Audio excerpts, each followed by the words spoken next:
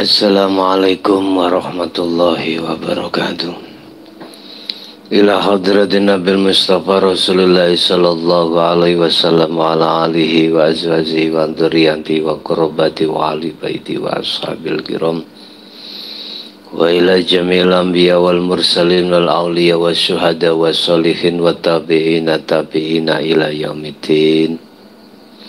Khususan ila jami masyayikhina ila muntahum wa ila abaina wa umatina wa azdadina masyayikhina wa auladina wa azwazina wa dzurriyyatina wa ali baitina khususan ila jami arwah fi hadil majlis wa ghairahum lahumul fatihah.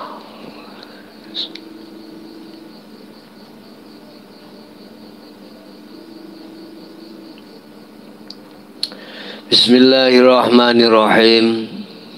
Alhamdulillahi rabbil alamin wa bihi nasta'inu ala umuri dunya waddin. Asyhadu an la ilaha illallah wa asyhadu anna Muhammadan abduhu wa rasuluh. Allahumma salli wa sallim wa barik alaihi wa ala alihi wa ashabihi ajma'in, amma ba'du. Bapak Ibu hadirin, jamaah, saudara-saudara dimanapun Anda berada. Alhamdulillah dalam kesempatan malam hari ini kita masih diperkenankan Allah bertemu dan bermuajah. Mudah-mudahan materi yang akan kami bahas nanti betul-betul menjadikan satu nilai tambah di dalam ilmu dan laku Anda terhadap Allah Subhanahu wa Ta'ala. Bapak Ibu, untuk malam hari ini mohon maaf barangkali ibu-ibu nanti merasa tersinggung. Ya, mohon maaf sekali karena apa yang kami bahas ini sesuai dengan hadis apa yang disampaikan oleh Rasulullah, ya, di bab masalah keingkarannya seorang istri terhadap suami, kekufuran seorang istri terhadap suami, itu bagaimana gambarannya secara syariat maupun secara hakikat. Seorang wanita tatkala belum dikuasai seorang laki-laki, dalam kurung belum dinikah, maka tanggung jawab sepenuhnya itu terhadap orang tua. Sampai ada hadis yang Rasulullah katakan, ridhone anak iku, ridhone Gusti Allah nang anak iku digantungke menyang ridhone wong tuwang loro. Ridallahu fi ridho waliden, sukhtallahu fi sukhti waliden. Ridhane Gusti Allah menyang anak iku digantungke menyang ridhane wong tua loro.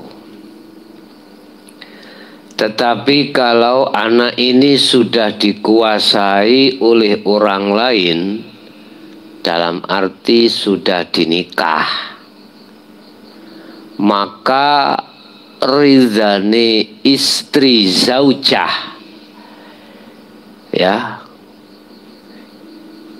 iku apa jare bojo lanang atau zaud. Jadi Gusti Allah gantungke ridhane seorang zaujah, istri itu terhadap zaud adalah suami. Kok begitu? Karena yang dihukumi mahar mas kawin iki kewajiban seorang suami. Kalau bahasa saya diperbolehkan bahasa kasar, asline wong lanang iki dalam hal zaud suami iku tumbas, Pak. Beli nang seseorang yang punya anak, akhirnya dijual dengan harga macam-macam. Ada makalah yang mengatakan wong wedo iku ibarat barang. Ya. Iki nek ning Mekah ngono, Pak. Nah ning Indonesia dikabi uang kuwi.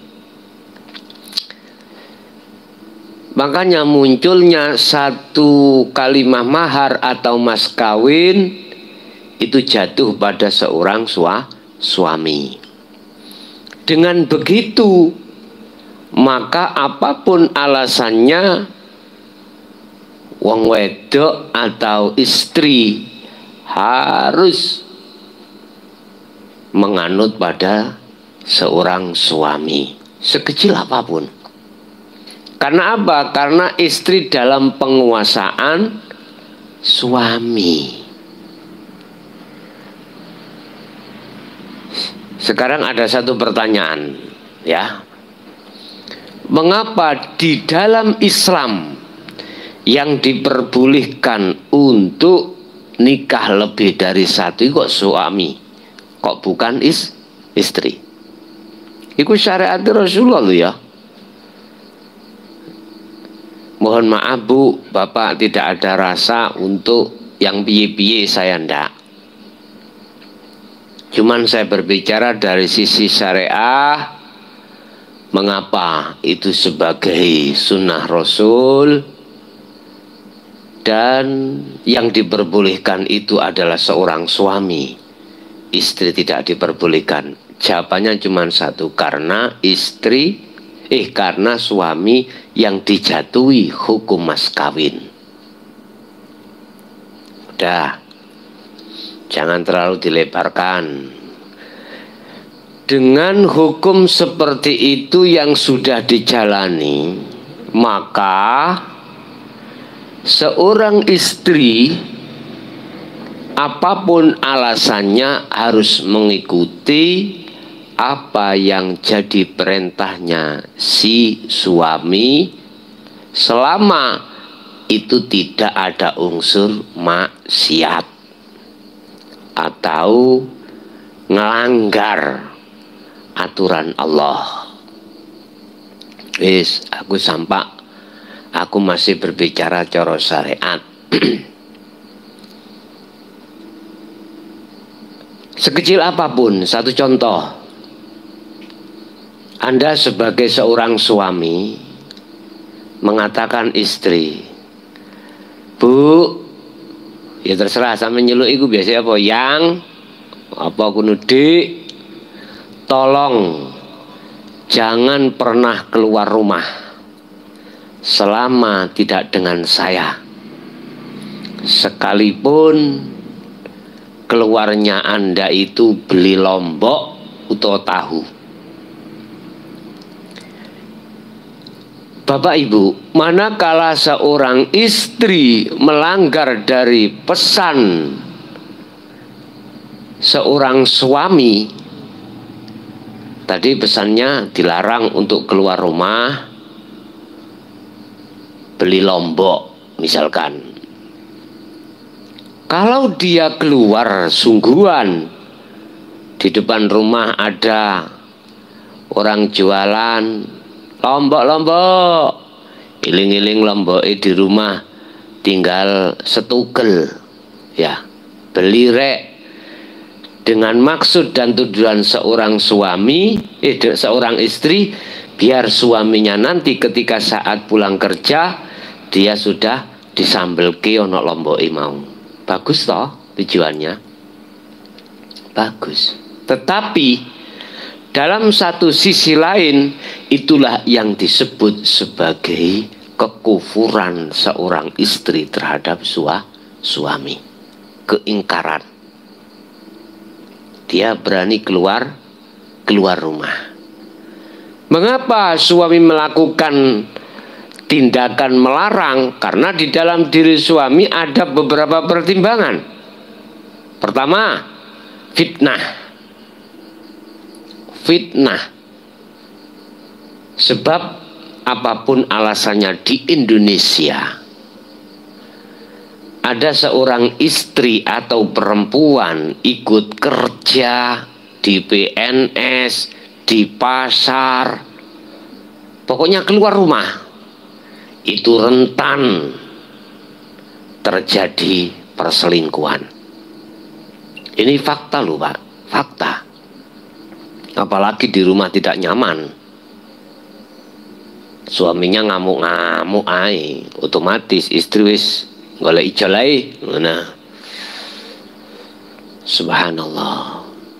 Perkara dilarang untuk keluar rumah beli lombok aja nggak boleh, apalagi yang lainnya. Ini mindsetnya seorang istri dan suami harus dirubah. Sampai-sampai ada sahabat Rasulullah itu berpesan terhadap istrinya ketika mau berangkat berperang. Istriku, tolong jangan keluar rumah selama saya belum pulang dari medan peperangan. Jawabnya istri, inggih Kang Mas. Nah, dalam perjalanan beliau proses peperangan itu ada utusan dari orang tuanya si istri ke rumahnya. Kita taruh aja dia memanggil, "Yu, jenengan diarep-arep bapak utawa mbok." Napa?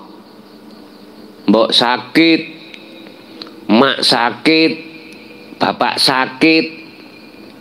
Diaturi supados kundur teng dalem, diperintahkan untuk menjenguk di rumah.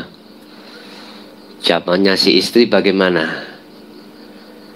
Nyuwun sewu Dik, Kang Mas mboten ngangsali kula keluar rumah selama Kang Mas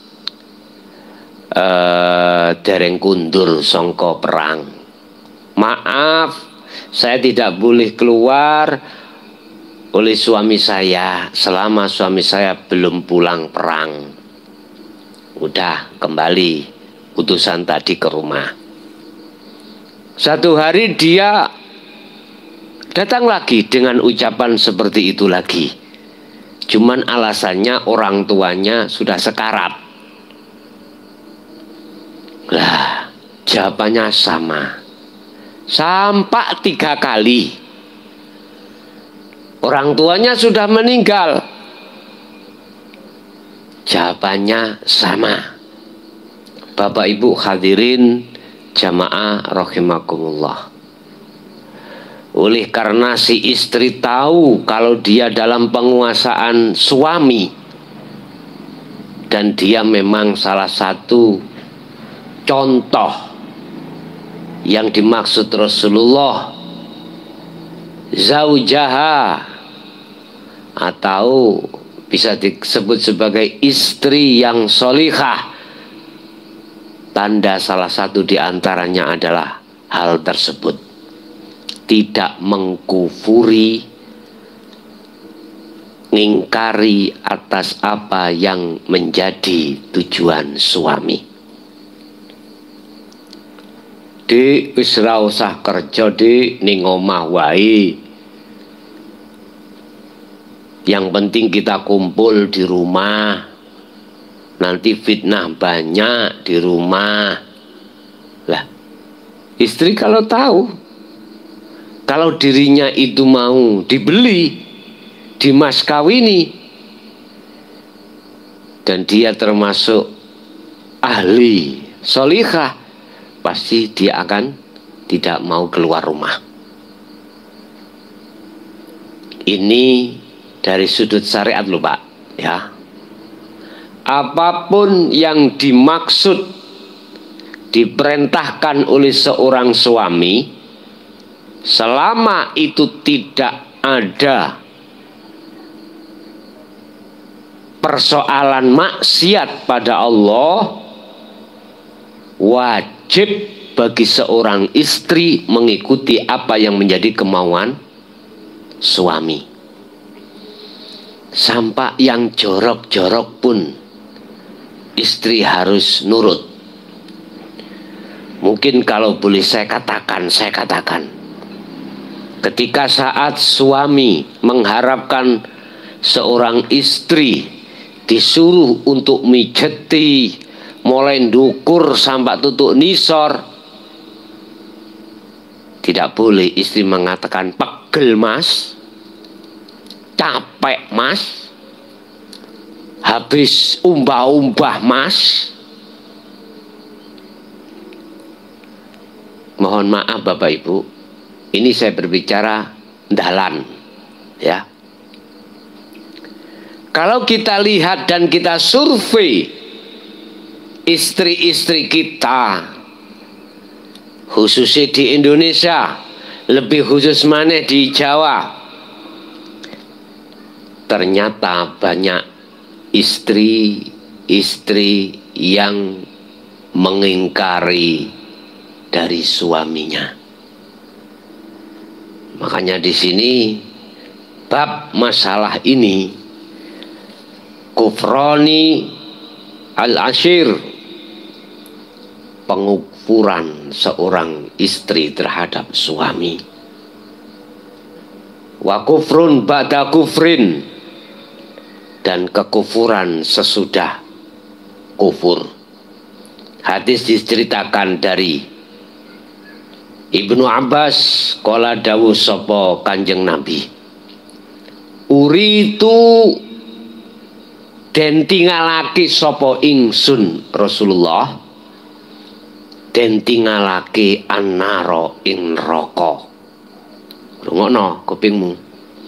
Faidan mongko dumadaan aktsaru ahliha, utawi akeh-akehe penduduk neraka. Rungokno kupingmu. Iku yak dimangrek iku an-nisa'u, piro-piro istri.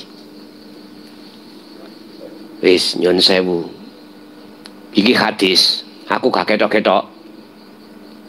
Biar mindset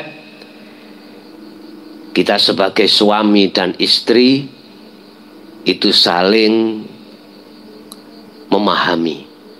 Begitu juga seorang suami yo gak boleh semena-mena, mana loh? Yayane sing tuku ketesuk sampai sore dikon mijeti ae. Dikongkon nadang ning pawon sampai gak rupa-rupa.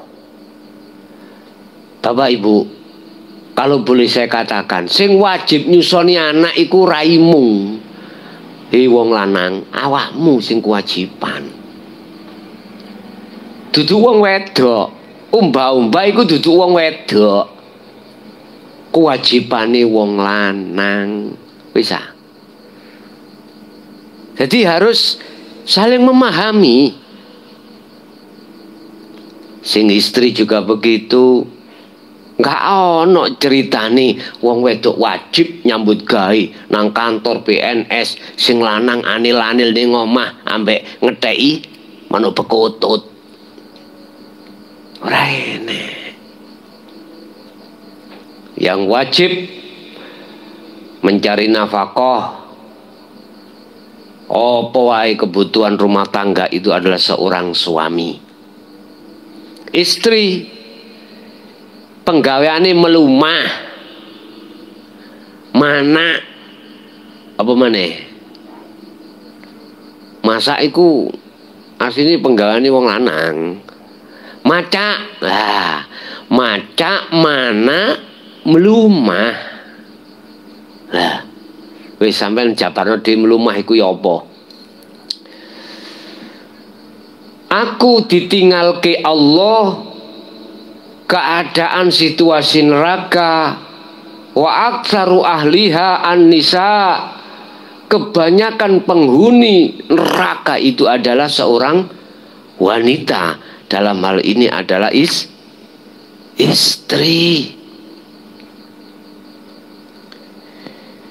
Yakfuruna kang podo ngingkari sopo nisa.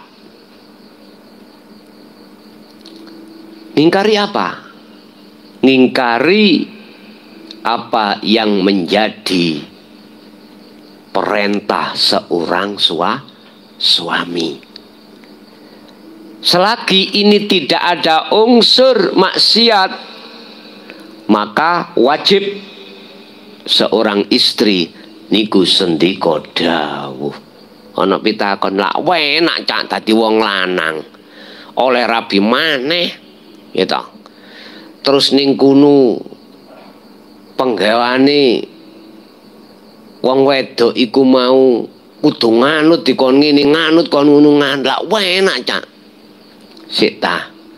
Nek aku cara njawab secara kartolo lha lapo kuwi dadi wong wedok ya dadi lanang sih. Loh, ini gak boleh didebat-debatkan. Wis kodrate dewi-dewi. Kodrate dewi-dewi. Bapak Ibu, wakilalan dan dawake sahabat takon, ya Rasulullah, ayakfuruna billah, apakah seorang wanita perempuan di neraka itu dulu sebabnya itu kufur menyang Allah? Lah, tidak. Kala dawuh jawab sapa Rasul, yakfurunal asyira, yakfuruna kang padha ngufuri sapa istri al asyira ing bojo lanang. Wayak furu maneh lan ngingkari sapa nisa al ihsana ing kebagusan, lau ahsanta lamuna kebagusan sira ila ikhdahuna maring salah sijine bojo wadon sira ya adahra ing setahun. Artinya gini, dalam 1 tahun ya, apa kebaikan seorang suami lo ya, iku jatuh tatkalanya ada kesalahan seorang suami satu. Kesalahan lo satu. Jadi apik setahun iku lebur dengan kejelekan satu yang pernah dialami oleh seorang suami. Iki suami lo ya, bukan istri ngomongi kesalahan iki. Misale niki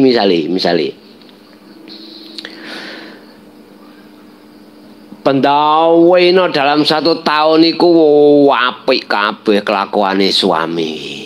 Apik kabeh. Nang istri yo sayang. Ya,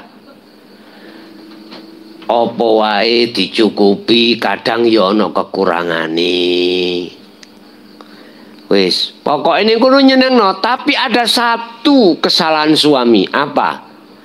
Waktu jalan-jalan nyun sewu ana sing nyenengi suamine.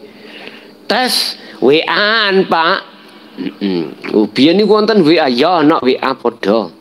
WA-an konangan si istri. WA niku sing wedok seneng, Pak. Artinya wedok yang kedua lho maksudnya. Wis. Suami gak ngomong nang istrinya. Suatu hari konangan delalah. Mau berangkat kerja, HP-ne carry, HP-ne suami. Dalam perjalanan wong HP ini wong gak di kei password, Pak, dibuka jreng yang sudah di perjalanan tah lho niku lho ana WA sing kaya ngono ndrodok Pak istri Pak wis gak laken ngomong wis kate dibel suamine HP-ne yo keri gak iso engko nek mulih tak kerawuni jadi rasane ati nek mulih kalau pulang tak marah-marahi. Lah si suami bingung waktu kerja wih HP ku hilang ya endi ya perasaan si suami HP sudah dibawa padahal tertinggal di rumah. Wis suami bingung ya pulang kerja yang didapatkan dari seorang suami pada istri bukan biasanya ngono begitu datang dasi ini dilepas pakaian baju dinas dilepas ndak iku Pak apa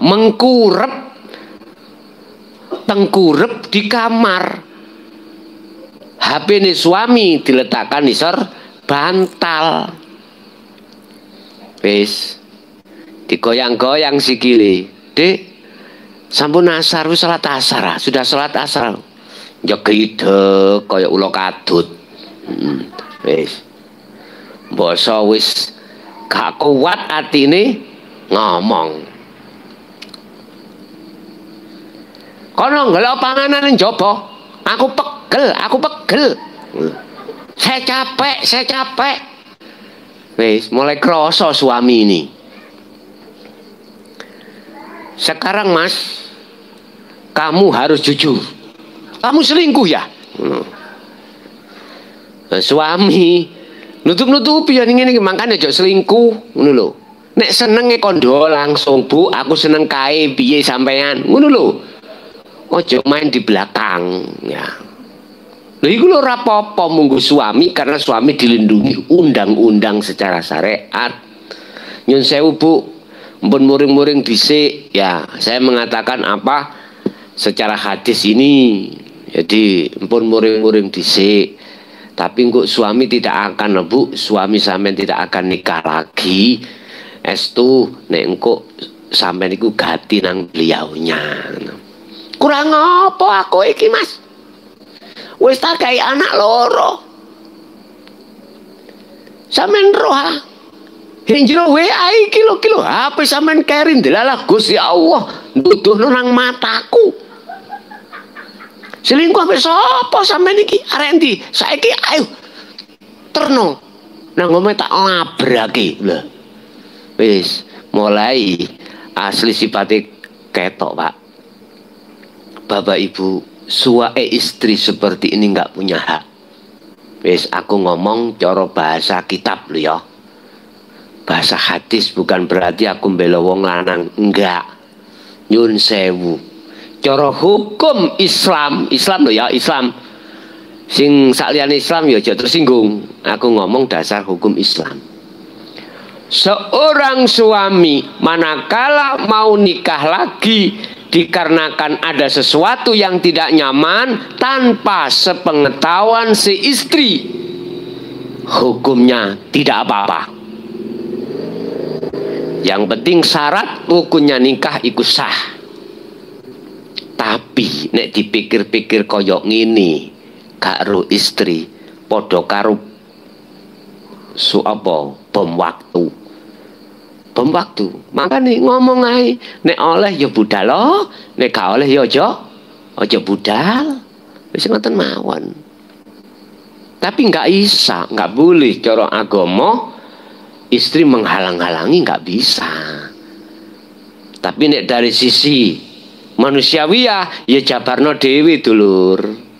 Aku ngomong dari sisi agama dasare ning sarengat iku rapopo. Aku gak murui.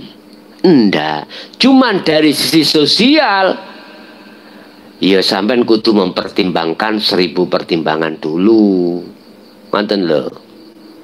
Bapak Ibu hadirin jamaah rahimakumullah. Sahabat tanya, apakah kebanyakan mereka wanita an-nisa itu di neraka disebabkan ayak furna billah, kufur datang Allah? Dijawab Rasulullah, lah, tidak. Qala dawuh sapa Rasulullah, yakfurna al ashiro lan sak pituruti. Hanallah. Summa ro'at mongko nuli ngerti sapa nisa bojo wedok mingka saking bojo lanang sayan ing sedikit kebaikan. Ngapunten Bapak Ibu, dalam 1 tahun mangyo kebaikan ludes di mata istri gara-gara satu kesalahan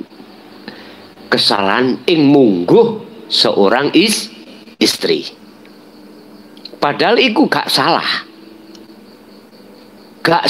miturut tatanan sarengat, tapi kurang duweni tata krama, gak sakno ing mungguh sosial terhadap istri. Mula mbok menawa ana sing duweni karep kaya ngene iki, sifat sosial etika antara suami dan istri, manakala suami menginginkan hal itu jenengan sanjang langkung rumiyin. Anda harus berkata terlebih dahulu, memberikan tahu terhadap istri terkait masalah keinginan kamu. Manakala si istri mempersilahkan, itulah istri salah satu tanda istri yang solehah. Tapi ada yang membantah, solehah iku dalane yo gak ngono tok. Ngono sing ngoten yo an. Baru karakter seorang istri ketinggalan.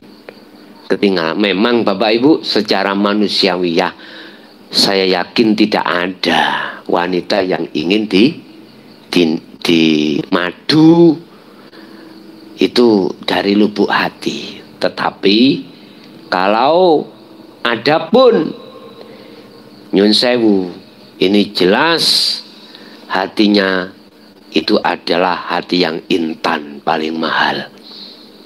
Wis, orang yang seperti apa? Mohon maaf ya, mohon maaf. Kalau toh memang ada, aku yakin hatinya adalah hati yang mutiara. Seperti apa yang telah diceritakan di dalam diri Rasulullah. Qalat, ngomong sapa istri, maroaitu, ora tau weruh sapa ingsun mingka saking sira bojo lanang khairon ing kebagusan kotun babar blas. Artine dalam kebaikan 1 tahun yang lebih banyak gara-gara di HP ada WA sayang dari orang lain. Kebaikan 1 tahun itu entek di mata seorang istri, dan saat itu juga istri akan benci setengah mati terhadap Anda. Wis takonono nek gak ngono pasti. Akhirnya istri pun kadang-kadang iki sing lebih parah lagi lho ya. Dalam bahasa istri mengatakan, aku yo iso niku. Golek kaya sak liyane iso. Lah iki lebih gendeng maneh iki. Lebih gendeng lagi. Iki gak kedandanan, iki malah luwih luwih parah. Inilah yang dimaksud dalam hadis secara muhakamah. Wa kufrun ba'da kufrin, mari ngelakoni, mari ingkar terhadap suaminya, ya dah. Wa kufrun ba'da kufrin, ngelakoni kesalahan. Aku yo iso nek ngono, awakmu tok. Cek rasane bagaimana sakit hati. Subhanallah, iki kufrun ba'da kufrin. Wis cara wis parah tambah nemen. Bapak Ibu mohon maaf, sekali lagi sungguh mohon maaf, bukan niat hati untuk mendiskriminasikan seorang wanita, tidak. Saya hanya berbicara atas dasar hadis Rasulullah. Urusan bisa diterima dan tidak diterima oleh seorang istri, saya minta maaf ya. Walaupun ini pahit dan panas, pasti akan kusampaikan. Dalam bahasa tawaduk saya terhadap panjenengan semuanya, sampai saya mengatakan, bilanglah sama istrimu manakala kau mempunyai keinginan terhadap yang lain. Manakala diizini, berangkatlah. Kalau mereka tidak diizini, tahanlah. Lah itu tawaduk saya. Bukan berarti saya mengingkari hadis tersebut, tidak. Wes, itu dari sisi sarengat sampean artikan sendiri. Yang jelas ini sudah saya sampaikan secara syar'i, sampean pahami, sampean terjemahno sendiri. Andai kata terjemahan sampean itu miring dari saya, ya mohon maaf. Jelas wong lanang oke, josi mesti wong lanang no. Tapi bagi seorang istri lain lagi persoalannya. Cuman yang bisa kami ambil kesimpulan Bapak Ibu, tolong sekali lagi Anda sebagai istri, Anda sebagai penguasanya seorang suami, apapun alasannya, Anda harus mengikuti takzim Anda terhadap seorang suami selama suami itu tidak keluar dari real. Apa real yang dimaksud adalah yang dilarang Allah. Contoh, iki contoh. Dek, unsumi corona. Iya mas, aku nyambut gawe iki yo di PHK. Gak kaya biasa. Nek biasa awak dhewe kita itu biasanya shopping ya, belanja-belanja di mall, tak nang di pasar, di mall, mana di mall. Gimana ya? Ini Dik, biasanya kalau sore-sore gini kan ayamnya tetangga keluyuran. Coba dikasih jagung, nanti biar masuk kita cekel. Gimana? Ayo Dik, lakono Dik. Loh, ini Bapak Ibu, ini bukan berarti Anda dilarang. Bahkan Anda diwajibkan seorang istri nuturi terhadap seorang suami. Nah ini gak malah dukung. Oh iya mas, aku ya kudu arep petik mas. Ya aja ngono.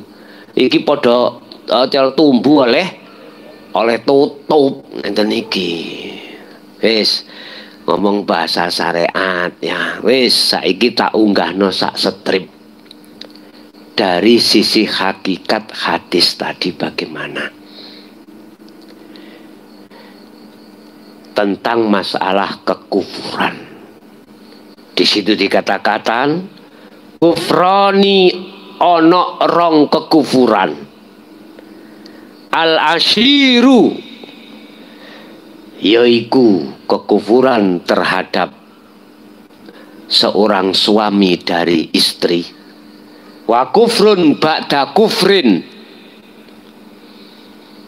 wis ancur tambah ancur. Ini Bapak Ibu, dari sisi hakikat kekufuran itu ada dua hal yang sering kami bahas. Satu, kufur jali. Loro, kufur khafi. Wis tak bahas no. Kufur jali itu kufur yang jelas ing mungguh manusia. Ya, apa? Anda secara syariat, mohon maaf, jelas Anda iki kufur nikmat, sudah tidak lagi menyembah terhadap Allah. Ini versi Islam. Ya. Umpama saya luasno secara umum, kufur jali, syirik jali yang terkenal. Anda, mohon maaf, ketika saat menerima satu kenikmatan dari Allah, dari Tuhan yang Maha Esa, apakah itu berupa rezeki, apakah Anda menerima sehat, apakah Anda menerima tujuan hasil, mohon maaf, kalau Anda tidak ada rasa terima kasih, ini disebut kufur nikmat atau kufur jali. Nek bahasa khusus wong Islam, sapa wae sing ora nyembah menyang Allah, ora mlebu datang agama Islam, disebut syirik jali atau disebut kufur. Tapi secara umum seluruhnya, saya tanpa melihat dari sisi agama lo ya, siapapun diri kita, tatkala hatimu tidak mengucapkan apa sih ucapan hatiku yang bagaimana? Ucapan hatiku praktek gitu Pak. Kemarin kan dibahas masalah iman ya. Iman itu adalah al-amal. Yang disebut iman adalah amal. Pembuktiannya amal itu. Mana pembuktiannya iman? Berlaku api, berlaku bagus. Itu pembuktian satu amal. Secara umum, manakala Anda terjadi kufur nikmat, Cak, matur suwun nggih, sampean paringi kula BLT. Pemerintah, terima kasih banget. Saya telah dibantu BLT. Sehingga bisa untuk menambah penghasilan.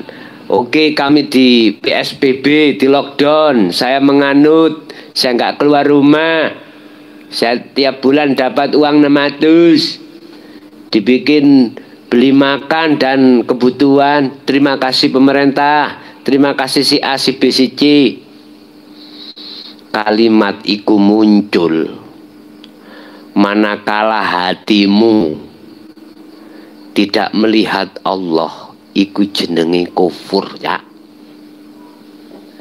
Jelas? Lebih halus lagi khauf. Ngapunten ingkang kathah dulurku sing ana hakul iman, hati-hati. Hati-hati banget sampean. Masih dikatakan syirik. Walaupun Anda ini proses perjalanan suluk nuju wusul, dalam hatimu masih menghadap terhadap tujuan. Apa tujuannya suluk? Wusul. Hatimu menghadap dengan bentuk arep, kapan aku tindang wusul? Kapan saya ndang makrifat Allah? Lah, awakmu iku sik hatimu masih ada di zona penuh dengan nafsu. Makanya sering saya mengatakan, udah lepaskan semua apa yang ada pada hatimu terkait selain daripada hidup. Cuman kalau toh Anda itu proses, ya kata salah no. Nanti Anda akan paham sendiri. Ketika saat naik kelas, Anda akan mengatakan, oh iya ya, kemarin aku berarti belum. Lah, ketika saat di kelas 3, Anda tidak merasa salah. Kalau sudah kelas 4, kau akan, oh iya, kelas 3 dulu kami masih gitu ya. Loh gitu loh. Nanti Allah akan menaikkan satu tingkat untuk kesadaran yang sempurna. Syirik khafi, syirik yang sangat halus, syirik atau kekufuran, keingkaran kita pada Allah yang tidak terasa. Ada lagi satu contoh. Gini Pak, anggap saja kita sudah di hakul iman, kita di samping pemahaman ilmu juga sudah laku, sudah paham bagaimana ilmu tentang masalah zuhud itu bagaimana, tanda-tanda kewusulan bagaimana, sebelum kewusulan itu bagaimana, sudah paham semuanya. Cuman ketika saat Anda mempunyai maksud dan tujuan, oleh karena hati kita masih diletakkan Allah di zona tidak aman, terus tujuan itu tidak hasil, sedikit hati ini ada berontak, kok gak cocok sih, kok gak cocok sih. Nah, bahasa hukum salah dan benar, cocok gak benar, itu masih di taraf proses solo. Kalau sudah ada di wusul, itu sudah tidak ada kalimat salah, bener, elek, api, enak, gak enak. Udah tidak berlaku itu ketika saat detik-detik di dalam kewusulan. Olehnya hukum itu berlaku manakala kita masih ada di proses. Lah, itu dihukumi masih kita kufur pada Allah, menghukumnya itu ketika saat sudah ada di zona musyahadah. Kalau masih di zona proses mukasyafah atau mukhadharah, ya tidak Pak, buat salah paham. Sama halnya dengan kita yang ada di mukhadharah, masih ada di nurul iman, ya gak bisa, gak boleh. Syirik khaufi itu berlaku di tengah-tengah mereka. Yang berlaku di tengah mereka adalah syirik jali. Jadi boleh kita mengatakan gini, oh sing aweh BLT itu pemerintah, manusia nyumbang. Lu boleh ngomong itu boleh. Lah, iki akan dikatakan kufur manakala kalau kita sudah di hakul iman. Cak ngono iku sik kufur ya, aja kaya ngono po. Boleh lesannya mengatakan itu dari pemerintah, tapi hatimu harus mengatakan itu dari Tuhan. Lah, iki kalau munggah kelas iku baru, oh iya ya. Oh iya, kemarin saya di mukhadharah salah berarti sian. Oke. Ketika di hakul iman dalam taraf ilmu, proses, laku, belum di musyahadah, pasti belum merasakan itu salah. Tapi nanti kalau si detik-detik di musyahadah baru ngomong, lah ya kemarin-kemarin ternyata masih belum benar saya. Baru Pak, disitulah kesadaran penuh dalam diri kita akan muncul. Sehingga nek ditarik kesimpulan Bapak Ibu, banyak di antara kita manusia, ya. Pertama, manusia yang melakukan kesalahan pada Allah tapi tidak terasa. Yukhadi'unallaha walladzina amanu wa ma yahda'una illa anfusahum wa ma yash'urun. Rakroso. Tapi nanti kalau sudah sampai pada kelas atasnya lagi, baru kita, oh iya ya, ternyata dulu itu salah semua saya di mata Allah. Bapak Ibu hadirin jamaah rahimakumullah, mengapa saya mengatakan lekas hukum hakikat trimon, belajar biar kita tahu kesalahan diri kita di mata Allah, tidak di mata manusia. Sebab apapun alasannya kita di dunia, yang Allah tidak melarang terhadap kita untuk setinggi langit pun kemewahan duniawiyah kita. Allah tidak melarang. Tetapi biar kita sadar ada hal-hal trik di situ yang salah yang tidak kita ketahui, biar kita sadar.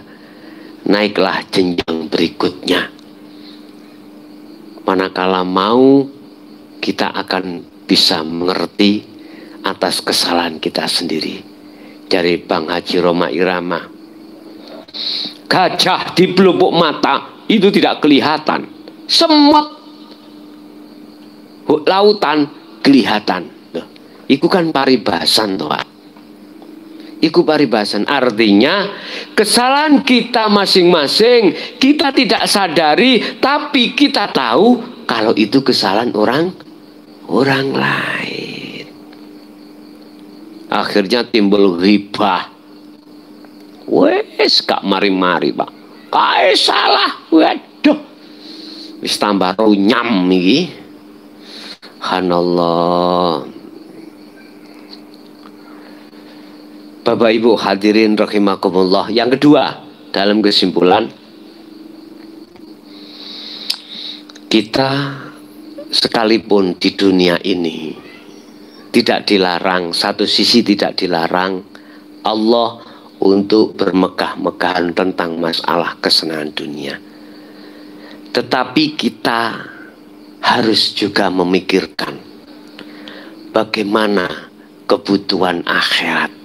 Wal akhiratu khairu wa abqa. Sebab kita tidak akan terus menerus jasad ini ada di dunia. Suatu saat kita akan menjalani satu kepastian, sesuatu hal yang pasti adalah kematian. Dan kematian itulah yang akan menyudahi seluruh proses perjalanan kita di dunia terkait kekufuran itu. Dan disitulah kita akan menanggung semua apa yang akan menjadi pertanggungjawaban kita di mata Allah Subhanahu wa Ta'ala. Sebagai support, motivasi saya terhadap seluruh umat manusia, tidak pandang agama apapun. Sudahlah, Anda di dunia sudahi hatimu untuk berpikir dan mementingkan persoalan kebutuhan duniawiya. Walaupun secara fisik Anda tetap melaksanakan, tapi hatimu cepat larilah menuju Tuhanmu. Bersihkanlah hatimu dari seluruh kesenangan hawa nafsu. Ini sudah saatnya Anda untuk bertobat. Sudah saatnya Anda untuk lari menuju pada Allah.